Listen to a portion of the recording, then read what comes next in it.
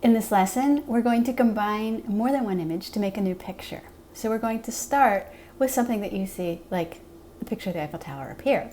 And when we're done, we'll have a beautiful sunset and fireworks like you see in the picture over there. These are the three pictures I'm going to use in my composition.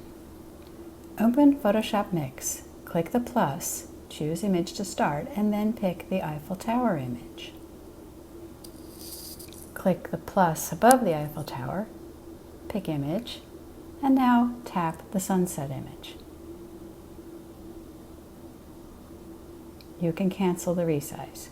Move the sunset up and drag a corner to make it large enough to fill the sky.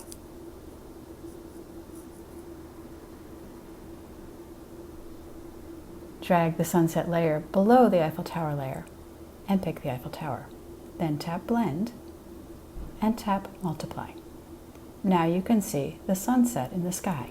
Tap the check mark. Tap the plus, tap Image again, and pick the fireworks. Move the fireworks and make them big enough to fill the sky. Then drag the fireworks layer between the Eiffel Tower and the sunset.